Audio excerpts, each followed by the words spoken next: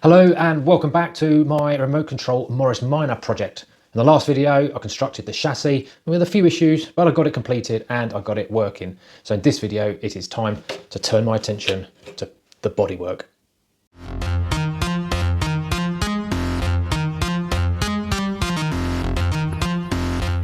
So the first step is to cut around the bodywork. There are lines there around the wheel arches and along the base here as well, so I've got to cut off the excess plastic.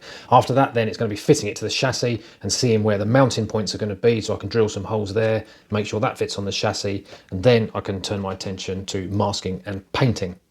Now I have had a quick look at paint colours. Obviously I'm trying to replicate my own car here, which is quite a unique colour. Because of the polycarbonate plastic, there are only certain paints you can use, so I don't know how close this is going to come to my car, but let's make a start and see how it turns out. Okay, so that's the very first cuts made, and I've just gone around the wheel arches. Very rough. I've left plenty of space there, and I'd rather take my time and just trim it up slowly. And you might have noticed I'm using a pair of curved scissors. I don't know if that helps or not. But I've got some straight lines to cut here now, so I'm just going to use some straight scissors for those. So I am getting really excited with the progress here. Now the body is now mounted onto the chassis. And I've got the fit about right, I think, in terms of ride height. Yes, I have done the white wall tyres. Now I did this originally with a proper white wall mark pen, and it was just a disaster. It blobbed everywhere and made a real mess. So I cleaned it all off, put some sandpaper around just to rough up the edge of the rubber, and then I've done that by paint. So I'm not sure how long that's going to last, but I'm pretty pleased with the way it's looking currently. So the body's on. As you see, I've started to mask the windows, the lights, and the grille as well. These are masked on the inside, because with these clear bodies you actually paint the inside, and then on the outside we've kind of got a clear film that gets peeled off afterwards.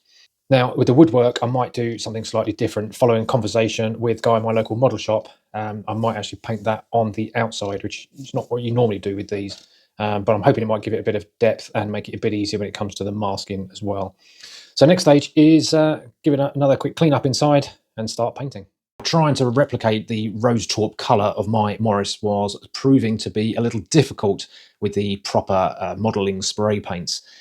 Now with a lot of practice on some clear plastic, I thought I came up with something reasonably close. So I made a start and I used a clear smoke colour backed by a clear purple, just to try and give it that purpley colour that's in the car. And then I backed it with some silver just to try and make it stand out a little bit. However, what I've ended up with is something that doesn't look like my car, but it actually looks, I think, quite funky. I mean, the purple really pops, and yeah, it looks it looks good, even if it doesn't emulate my car. And you can see the shiny there now. This is the plastic that covers the model as you get it, and then once you finish painting, you can peel it off. Now, obviously, I am going to paint the wood now, so I have started to mask the other side. Now I've got to just finish off the masking, and then I need to scour, just a kitchen scourer, just to rough up the plastic on the outside there, and then I'll give it a spray paint, and we can finish taking this off, and then we'll see how it looks. And there we are. That's the wood now painted, and I love it. It just looks so good. My masking wasn't the best. There's a little bit of bleeding in the paint in a couple of areas, and frustratingly I've got a crack in here as well, so I've got to repair that. I've just got some glue on it. So next I'm going to do some details. Maybe it's a little bit over the top, but I've got the chrome work to do, still got the grille to paint as well, and I've just started to paint the black rubber section that splits the roof sections in the Traveller as well. So but already that's looking great, and I think if I ever do a custom Morris Minor, a proper one, I might go with this purple. I think it looks pretty cool. Well, I don't think I'm going to get any prizes for detailed brushwork, but here she is. And I am really pleased with this. I think it looks fantastic. And yeah, so just a mix of getting the details in around the windows, getting around the grille as well, getting the chrome bumpers in place. Just use Sharpie pen just to do the outlines where the timber, the breaks of the timber are for the door. And yeah, really, really pleased with that. So let's get it out and see how it drives.